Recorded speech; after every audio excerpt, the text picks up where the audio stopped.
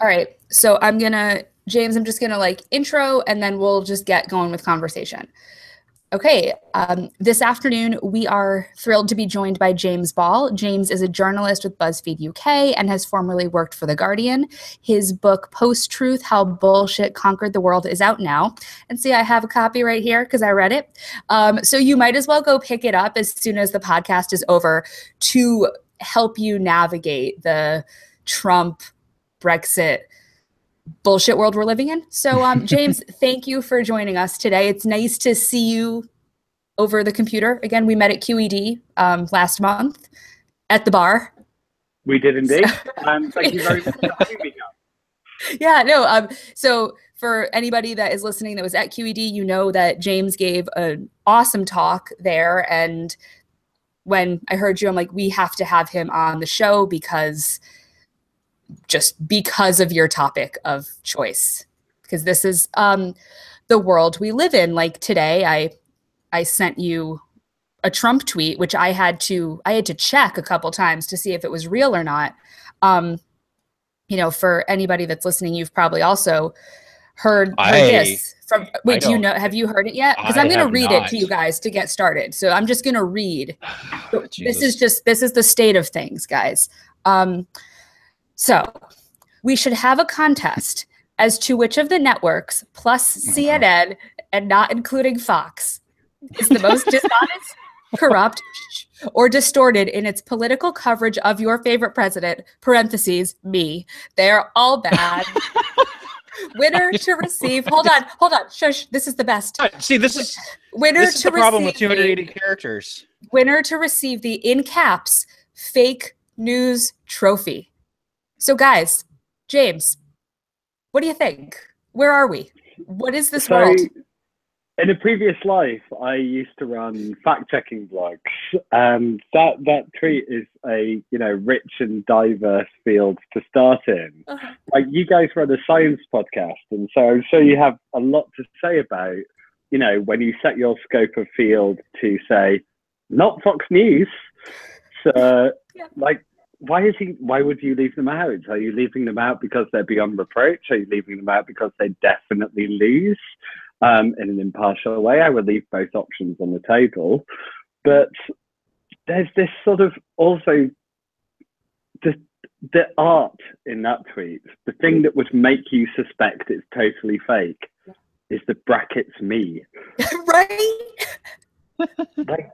Yeah. Is he just assuming he is automatically the favorite of all current and former presidents? Because, obviously polls are fake news, but I've looked at them lately, and he's not quite at the top of the 45 presidents of the US.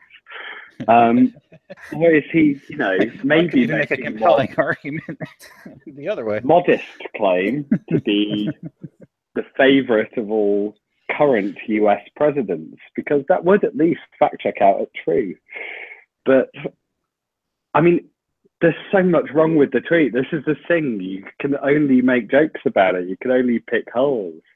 If you actually start to accept it as something the president of the United States says, it gets really difficult, because that's kind of him telling you the US media, which is a pretty good media for all that it has flaws, is fake news, and asking you to back it. Yeah. The fact that, don't you think that there will be probably, I was going to say chapters of books, but will there just be books written about Trump's Twitter and how he has sort of made social media his place to declare all this? Well, see, I feel like this particular tweet invalidates itself if we're going fact checking, because which of the networks plus CNN? Well, CNN is a network, so you've already contradicted yourself. So I'm done reading. I'm done reading and thinking about it and trying to analyze this, because I don't want to have a brain aneurysm tonight. But Trump's never going to aim at you with a tweet. That's just going to remind everyone, hey guys, everything you see that isn't my Twitter feed is fake news. And if you weren't signed up to that by now, you're not going to change your mind. What's kind of scary for me, and like what I tried to make the book about, was how you can quite early on make fact checkers and people who nitpick and people who check details, which I like to call, you know, the news media. You can make them irrelevant by just writing us out so early in the train. Like, to be on side with Trump now, you have to have given up on, you know, the idea of objective truth quite a long time ago. Well, yeah, that's the thing, because you're just accepting his version of the truth, right? If you're bought into him. And so the extent to which that goes is really interesting. And so one of the examples I look at in the book, and this for me is interesting because it isn't important. Are you going to talk about the inauguration? I'm going to talk about the inauguration. Awesome. Okay, so perfect. It is totally okay for Trump to draw a fairly small inauguration crowd. Like, in all honesty, you can love Trump or hate Trump. If he gets a small crowd, that's not a big deal. Obama got a huge crowd because, you know, his first election was unprecedented. He was the first non-white president to be elected. There was this massive movement around it, and it was a movement of states that are all quite near DC. So you would expect him to get a big crowd. It's just his fans live near there. Whereas for Trump, he became president. He may not have won the majority of votes. He may not have won a bunch of stuff, but quite a lot of people in America went and cast a ballot, but not nearly so many who lived right by DC. Right. You would expect him to get a smaller crowd. There is no shame in that. And like, Democrats should acknowledge it's not embarrassing if Trump gets a smaller crowd than Obama. I can totally see why you would tweet it was funny if you're that. But what he did instead was kind of, you had aerial photographic evidence that Trump had smaller crowds than Obama. And what Trump then did was make his press secretary do his first briefing impromptu, going out and telling the press something that was absolutely visually untrue and that they were never going to believe. I mean, people will run all sorts of things. People will run but her emails. People will run Benghazi. People will run whatever the heck. They won't take two identical photos and say this crowd is the wrong size. But the thing I was trying to get to was, YouGov ran a pretty smart poll about a week after the inauguration. And they just asked people to look at two photos. And it was two photos of inauguration crowds. And one was the obviously bigger Obama crowd, but wasn't labeled. And the other was Trump's crowd. And they asked them to say which was bigger.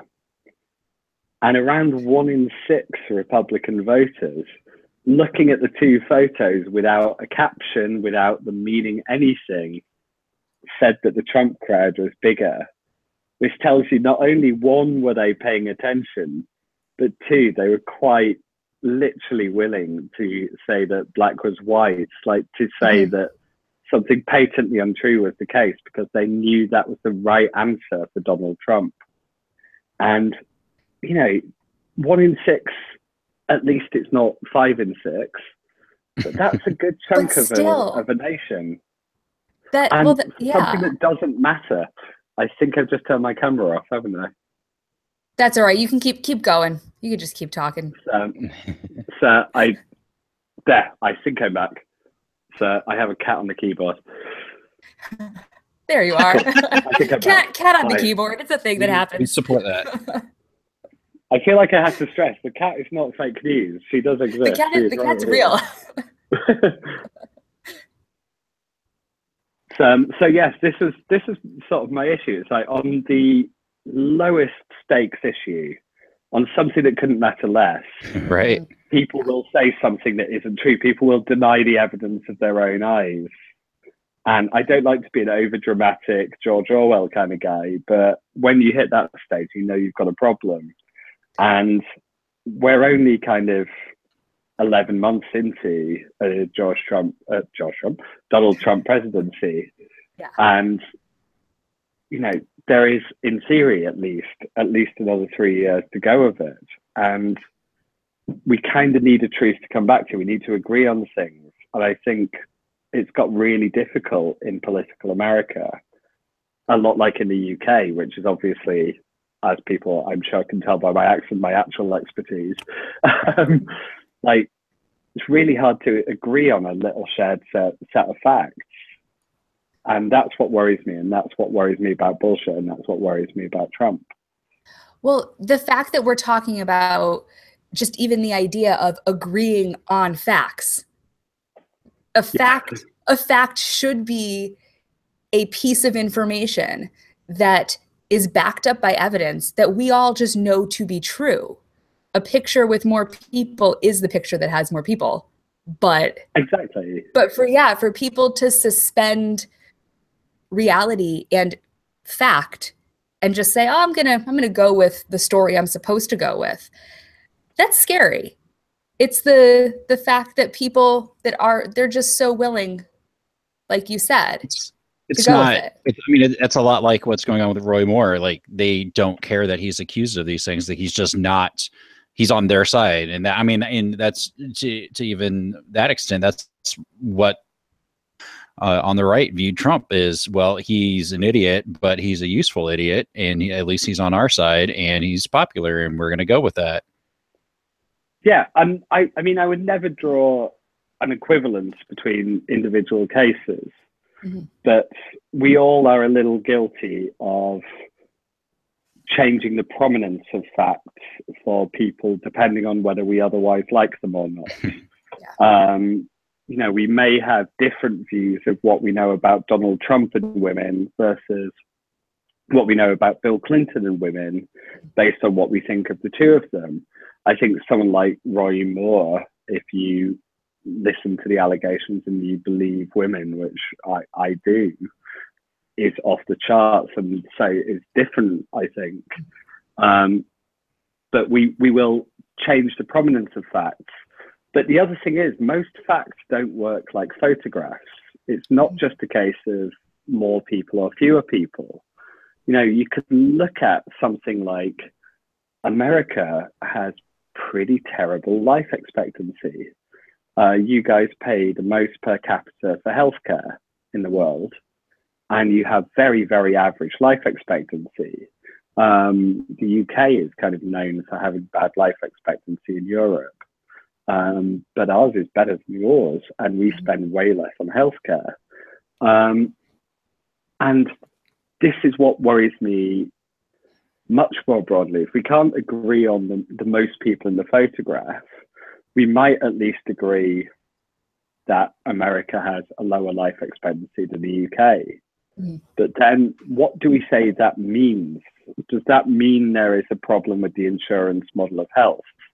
Does that mean that, you know, uninsured people have a problem? Or does that mean, and some people will argue, it's about gang violence, and if we just dealt with that, it would be fine.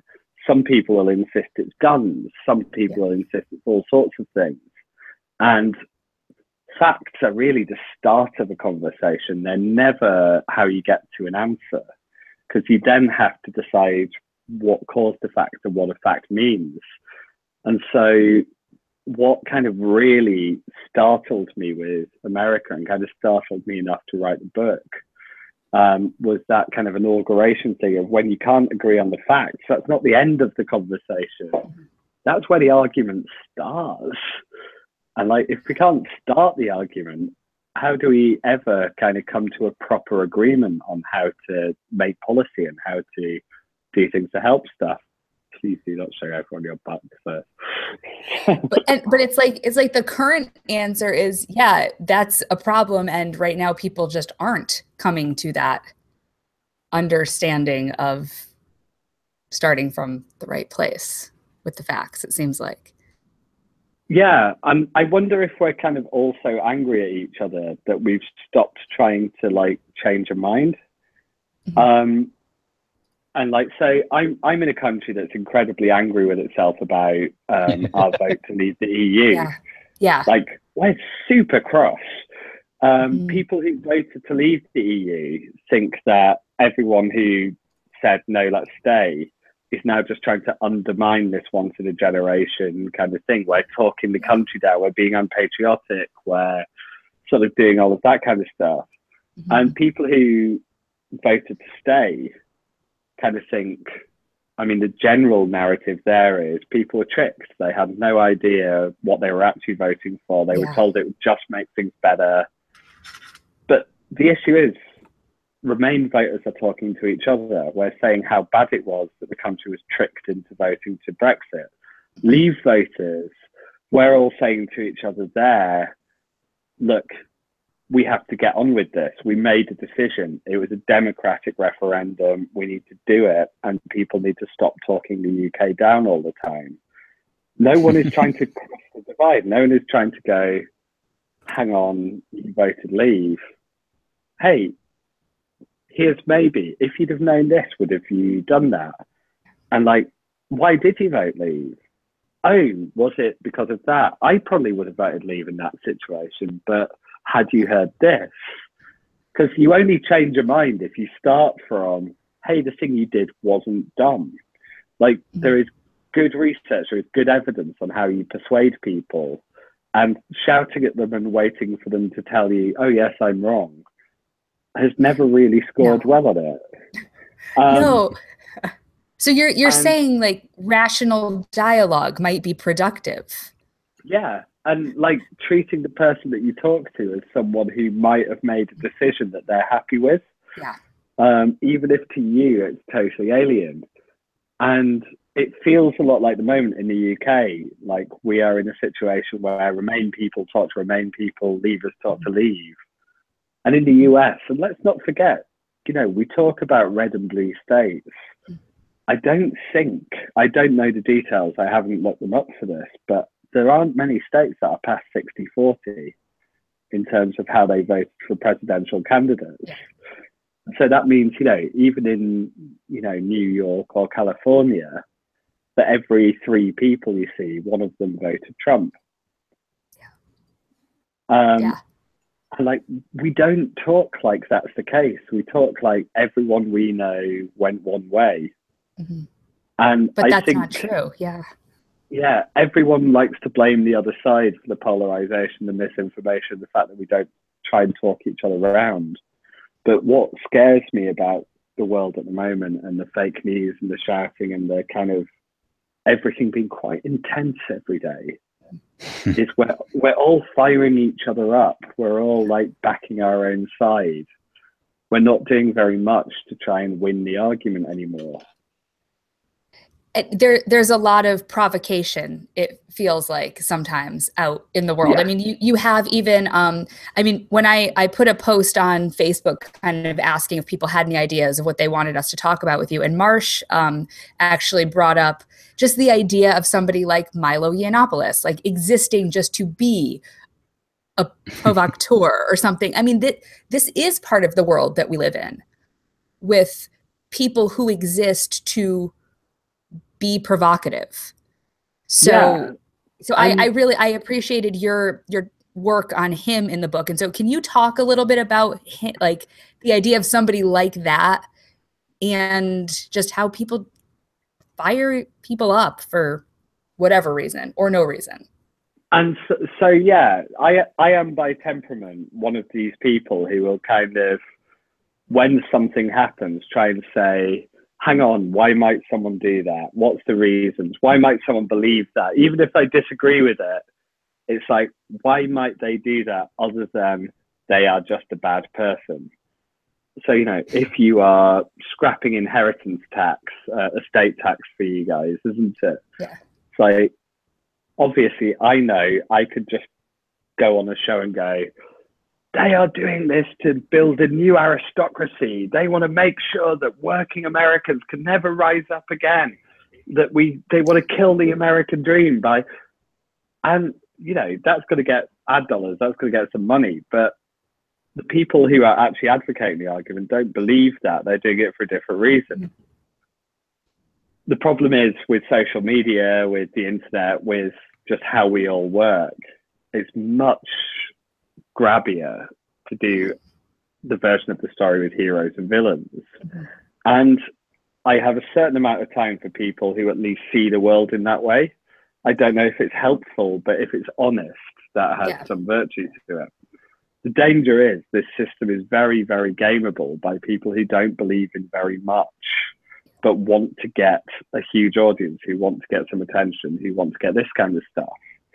And what's interesting from a British perspective and from the perspective of a British journalist is we knew Milo Yiannopoulos long before you guys in the US had heard of him. And my rough read, and what I hope I get at in the book, is he doesn't particularly believe in anything except Milo Yiannopoulos, which isn't even his real name. And this was essentially a guy who would say whatever in any situation to try and advance himself. And so Milo has at various points given false information about his name. He's been called Milo Hanrahan, which is what he was born as. He's been called Milo Andreas Wagner, which was sort of the name he started in journalism on, and then he moved to Yiannopoulos. He has been born in either Athens or the UK. He either doesn't speak German. He has changed his age several times from between 2 years below and 2 years above his actual age. He at one point was going to get married, then didn't. He tried to offer tickets to a birthday party for £275 a head. I'm told no one paid.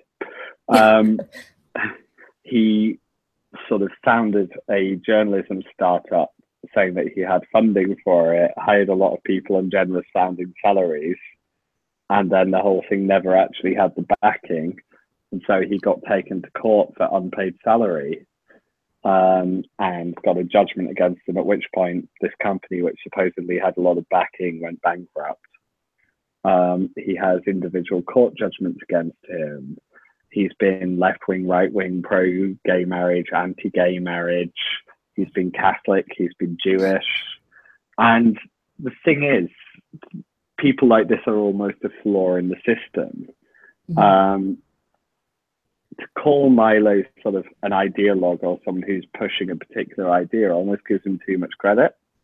I don't think he believes in the ideas of the kind of alt-right or the fascist right. I don't think he's sort of signed up to any of it. It's whatever will make you look at him in a given moment. And I think that's the harder narrative. It's a lot easier if he's a sort of pantomime Nazi. But he's just an opportunist who's cashed in on these guys. But he would cash in on anyone else. I mean, if Milo turned around tomorrow and said he'd seen the light and the error of his ways, a lot of places would run it. Like, I could see MSNBC giving him an interview. I could see other places. I don't see anyone who wouldn't do it, because it's going to get people to watch it. But that means at some point he'll definitely do it. It's an obvious move. Right. Because he is sort of a charlatan person, like snake oil salesman, just doing what he needs to do for himself. Yeah. And there's a few of those around the place who will just proclaim any ideology and run for any cause. And of course, there are people who genuinely believe the things that they say, but that's also what's interesting about these snake oil merchants, is, you know, to jump on that as a good term for them. It's, they know they're playing. Like, Milo would never kind of wait in a back alley and beat someone up. He wouldn't sort of firebomb a house. But people who take him seriously and then read more and do more and see more from more extreme sources than him could be radicalized into doing that kind of stuff. And that might not be his intention at all, but just because someone's possibly a charlatan or possibly a snake oil merchant and doesn't believe what they're saying, they're sort of joking and they think everyone else is in on the joke, doesn't mean they're not dangerous. And That's a very kind of 2017 atmosphere. And it sometimes feels like it reflects slightly on things Donald Trump does.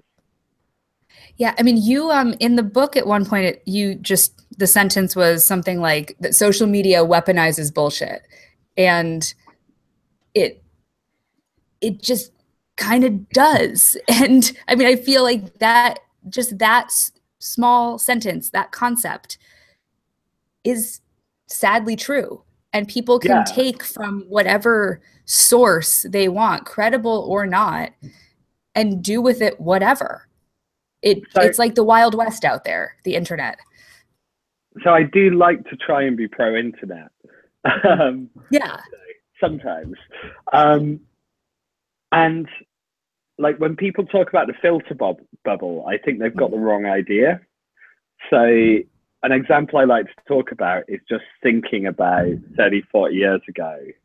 And if you lived in a small town, especially in the UK, where we have like really political papers. You know, our papers are kind of like US cable news. You know, the Daily Mail would be Fox. You might have something like The Independent, which would be MSNBC.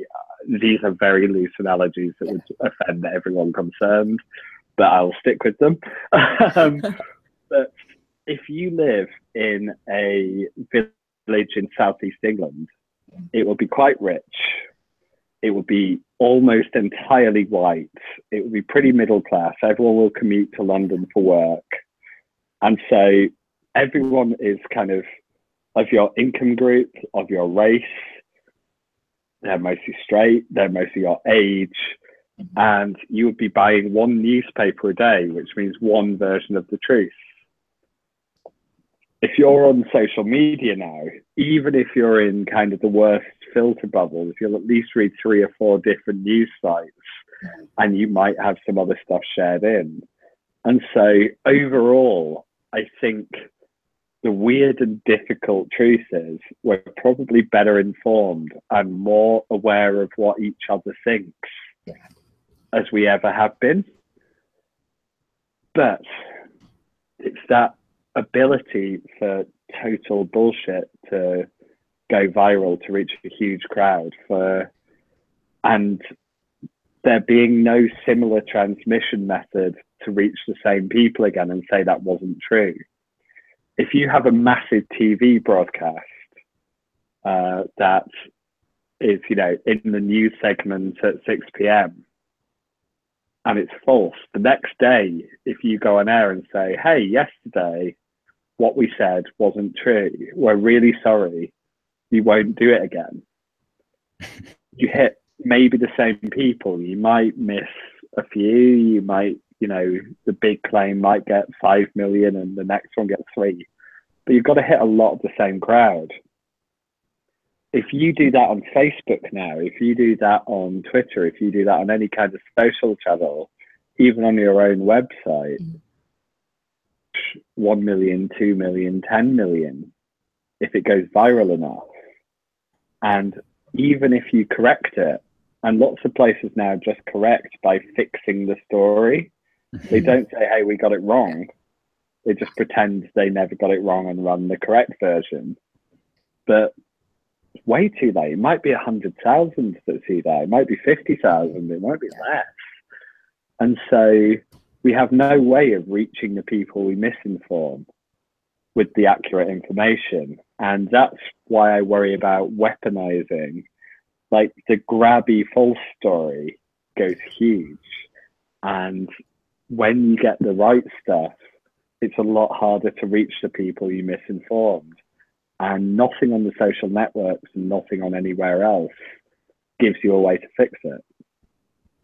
Yeah, I mean, and the question that seemed to come up when, you know, I solicited questions from listeners and friends really is, all that being said, how do we navigate this? How do we help like younger people navigate this? It's a whole new way of learning about dealing with the world than when we were, I mean, this was not a thing. I'm 34.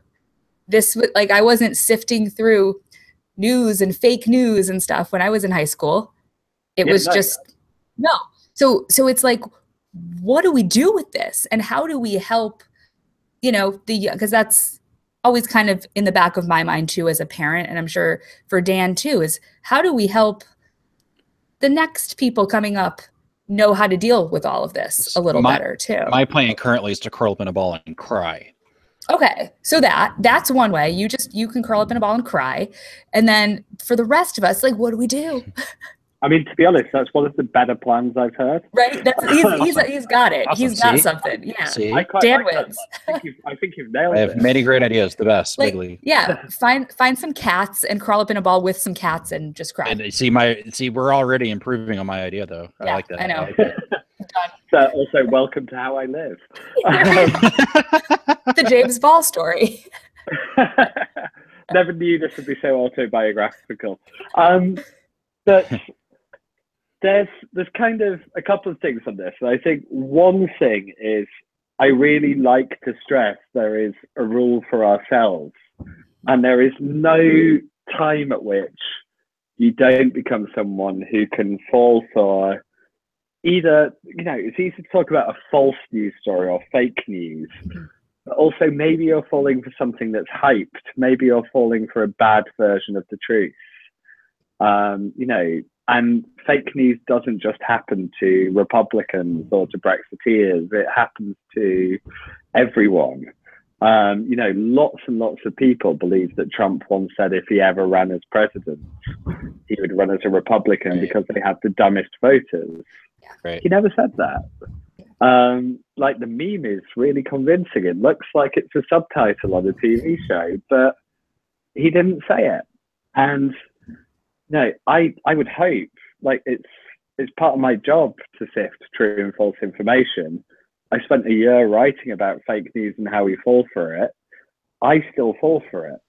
And so like things that we can do for ourselves is go, we will all sometimes fall for fake news. There will be fake news targeted at us. And like the one big self-check we can do, because like, you know, it's a bit like on an aeroplane, you know, if you're losing oxygen, you put your own mask on first and then look to everyone else. And so the version of that is count to 5 before you share anything ever. And in the time you count to 5, hopefully what will come up in your head is, what's the source of this story? Is it something I trust? Is it a site I've never heard of? Have I actually clicked through and read the story, or am I about to share off a headline because I might be about to make a really clever and snarky point that's right in the story? Have I checked that the apparent source is the real source? Have I maybe searched this story with either fake news, false, or often Snopes? And I'm not elevating Snopes as the be-all and end-all authority. I've found them a reliable site. I like them, but they're also often the fact-checking autocomplete, and, you know, good on them for that. That 5 seconds, just pause where your head kicks in, will save you from sharing so many either false or overhyped stories. And the more people we can persuade to do that, the better. Like, that is a good start. But I like that you both kind of were talking about what you can do for the next generation, because I think it's really tempting just to try and go, don't believe this bad kind of political story. You know, if you're of a certain political opinion, you might try to say, don't believe that immigrants, when they come, take your jobs, because that's not how immigration. You want to have robots to worry about for that anyway. So. Yes. Although once 98% of us worked in agriculture, and I would be a rubbish farmer, and I know that because I grew up on a farm. Right. Like I am less worried about robots than a lot of other people, but I'm probably wrong about that. And we shouldn't believe me on robots because I'm not a reliable source. You're not a reliable source on robots. We'll just put it out there. So please don't. I won't write about robots. Okay, I just called myself fake news. Well done, me. But the key thing is, don't pick an issue, don't pick a story. It's teaching critical thinking. It's this sense of, how do you know that? Why do you know that? How is this person trying to convince you of this? Are they giving you an actual argument, or are they telling you, I know more than you because I'm older? Which is a lot easier to say is a bad argument when you're an uncle to people, as I am, than if you're a parent, as I'm sure you have to rely on that sometimes. Sometimes. But, you know, teaching a kid critical thinking when you have to parent them, I'm sure is a nightmare, but it's that skill set, it's that tool set. And what's amazing is, when you look at toddlers, they're born with the skill set, like the endless, but why, but why, but why? And they always hit one level past. You're like, oh, that's a really easy question. Why are you asking me this? You're boring me. And then you suddenly hit a kind of extra, but why? And it's like, I don't know the answer to this one. And, you know, kids are kind of born skeptics. They're born critical thinkers.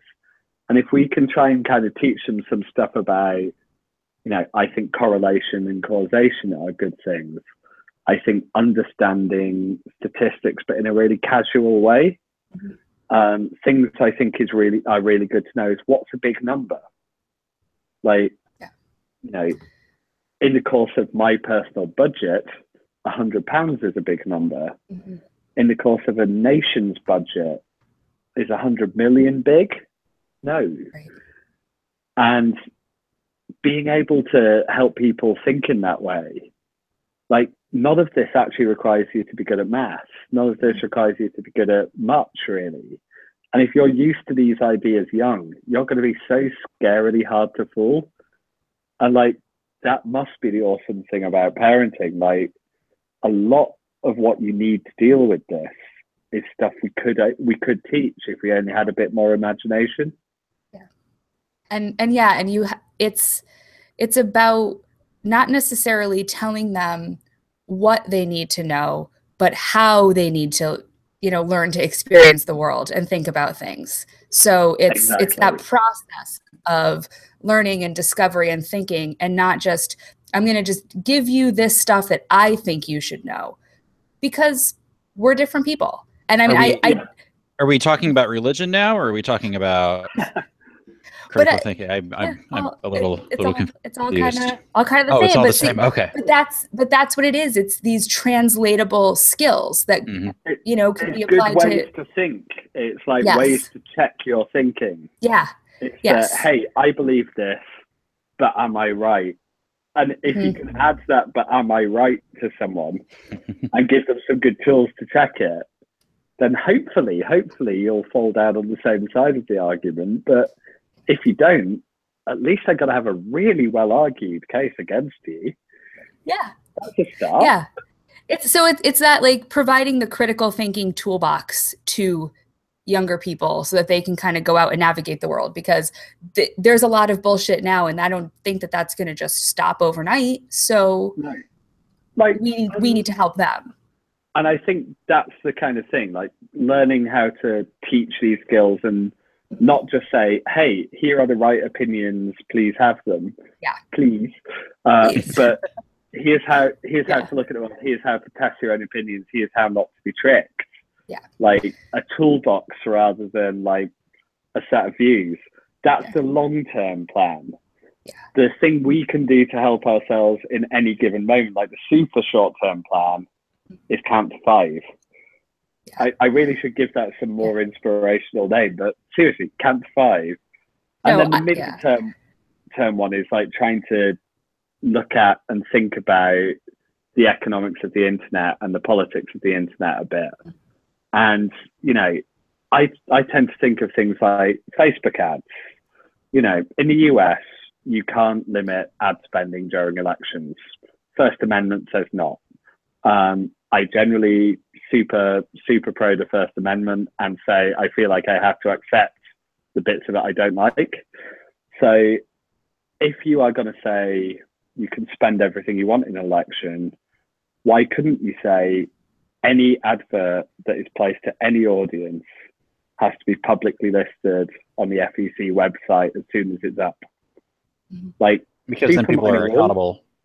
It's constitutional. It's easy to do. Yeah. You might not get it overnight, but a lot of Republicans could back that. A lot of Democrats could back that.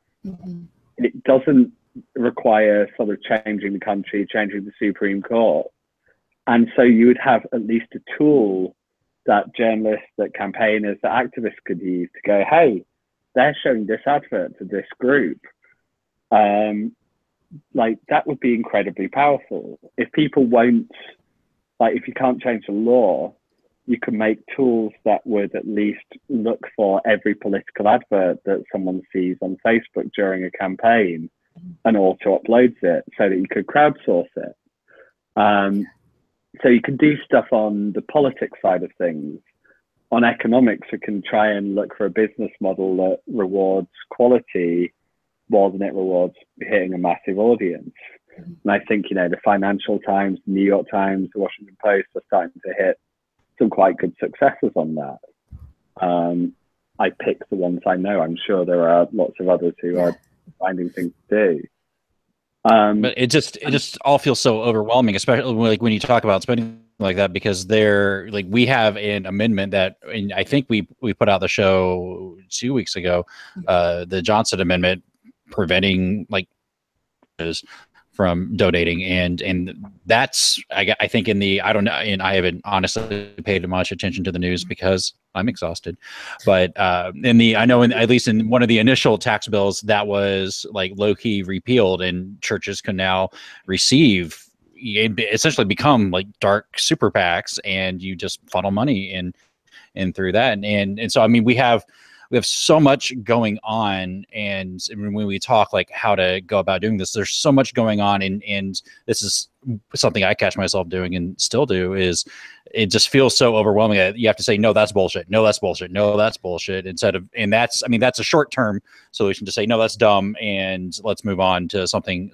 better. But I mean, like you're saying, I think it's far more, it's just from health, it's far better just to say, well, this is what we need to look for, and be positive about it, as opposed to that overwhelming dread of this is a problem that's never going to go away, at least in the foreseeable future. I like, all of us get that kind of overwhelming dread sense. We get that sense of something, but when you look at the whole of a problem all at once, you kind of think, hell, I can't do anything. But when you think about something small and specific, but it's always really embarrassing to offer an idea or a specific thing, because someone could say, hey, here's why this is bad, or here's why it doesn't fix everything. And I hope I've offered some specific ideas, and trust me, I do not think any of them fix everything, but I think we can do them. You know, we can all count to 5. I hope. I'm really losing trust in anything, but you know. But like, let's hope. I mean, my 2-year-old and 4-year-old could both count to 5 and even higher, so everyone else can too. You have an excellent 2- and 4-year-old, clearly. But you know, we can all decide how we talk to our kids and teach our kids. We can all think about, you know, writing to a congressman or something, or trying to, you know, help donate to something that would want a specific thing about disclosure of how you spend money. Because obviously widening who can talk and who can lobby during an election can be scary. I'm in the UK, where we kind of have the opposite problem, where places can spend money during elections, although way less than you guys. Our elections cost less than 20 million, including all donations, really, per party. But our churches and a lot of our charities can't talk about many things in the 6 weeks before an election. And if you're an anti-poverty charity, should you be able to say, this policy is doing this? I'm kind of inclined to think yes. And so you can have issues in both directions on this. And I'm genuinely agnostic, and, you know, it's something I report on. I don't say I have the answer on it. But my thing tends to be, what can we do in each system? And in both of them, it's we can disclose more. And I think if you're saying something to any voter, you should say it to every voter. And I think, you know, you can ask candidates to pledge that. You can try and get it enshrined in law. You can help do things like you can find a developer friend who could help you build something to store that. You know, there's been an awesome initiative in the UK for several years, actually led by people in the skeptic movement. I think people who went to QED actually, just to encourage people to upload election leaflets. So anything that came through their door, just upload it on a website, including their constituency, which I've used as a journalist to find really dodgy bar graphs and claims, which is really, that's great. You know, I would love it just all to be there anyway. But in the meantime, we got a pretty good system to like tide us over. And so I think, you know, small specifics are better than being paralyzed by the scales of the problems that we're facing. Because, you know, you can look at the world right now and just think, whoa. What the fuck, pretty much. Yeah. I was keeping it PG. But you know, though, in your book, I feel like you did end on a kind of hopeful, positive, we can do this sort of note. And I think you're bringing it to a good place with that, where, you know, we could all admit we're kind of part of the problem, but we can all decide to be part of the solution. Yeah. And so, yeah. It's really easy to kind of go, hey, all of this is Russia. And it's like, you know what? Russia has an economy the size of Spain's. It has a pretty corrupt intelligence agency that has like a fifth of the funding of the US's wants. If you're the kind of person who would say it's ridiculous to say the CIA runs the world, and I would guess a majority of Americans would say that, I know plenty would say otherwise, it's pretty ridiculous to like overcredit these guys this much. Yeah, they messed with Brexit. They messed with the election last year. We should try and tackle that. But we shouldn't be paralyzed by this sense that there's some unbeatable conspiracy. A lot of what's gone wrong on the internet has gone wrong kind of without any villain behind it. I don't think Mark Zuckerberg cackles at night going, you know, I want the public to share fake news. He's sleeping pretty well, though, I imagine. I mean, I guess so. I mean, I really have no evidence either way. But you know, we don't need pantomime. Have you seen villains. Facebook's stock price? I think that's pretty good. It's, you know, reassuring as the world with them is, it's like a lot of what has happened because of people like all of us who didn't have a bad intention in it. And you can kind of go, oh, that's horrible. Well, if we just do this to ourselves, what can we do? But I kind of think that gives us agency again. That makes us in control of this. You know, kind of just like every 4 years for you guys, every 5 years for us, we get to go to the polls, we get to change government. You know, we can change the internet every day. We can donate to something, we can write to someone, we can send a tweet differently, we can go on Facebook differently. I like that agency. I like to build us up. And I do think we can fix this. And so yeah. See, I like that. I like the positivity. When a British person is the optimist in a conversation. Yeah, like, I like that. But I am overall optimistic. I think we as like regular people can fix a lot of this. And hopefully I'm convincing you of that too. I know I'm convinced. And so we're all in this together. And if any of our listeners, and I'm sure they all do, want to find you and your work online as we kind of wrap this up, where can people find you? Like Twitter, social media, where can they find you? So I am James RB UK on Twitter because I have a really common name and that was the best handle I could get.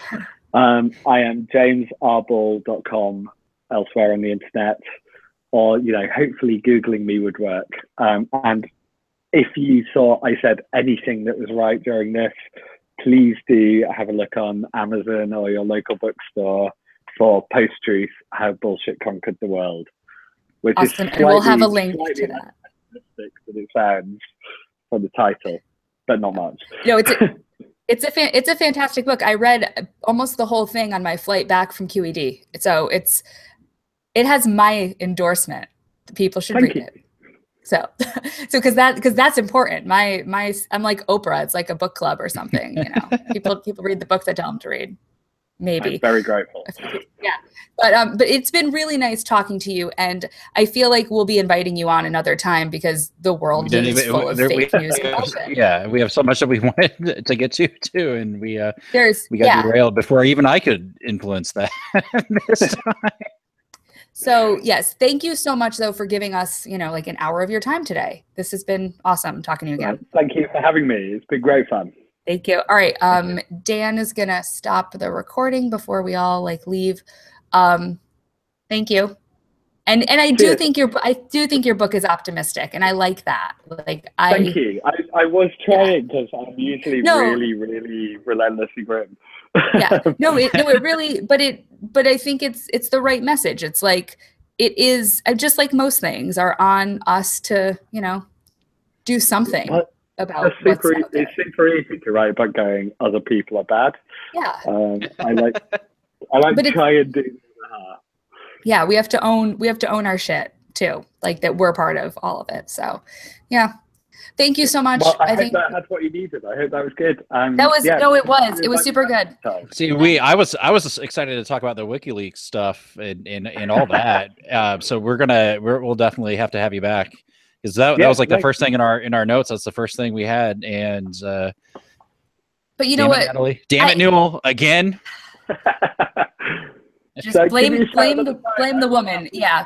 Hey, I did not. Okay.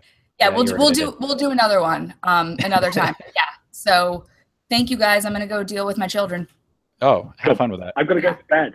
Good night. Yes, good night. All right, bye guys. Thanks. Night guys.